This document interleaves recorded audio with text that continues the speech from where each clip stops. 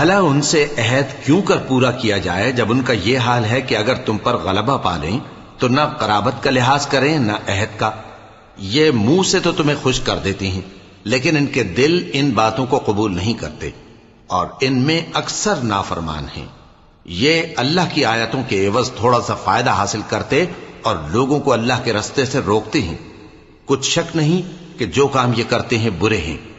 یہ لوگ کسی مومن کے حق میں نہ تو رشتہ داری کا پاس کرتے ہیں نہ عہد کا، اور یہ حد سے تجاوز کرنے والے ہیں.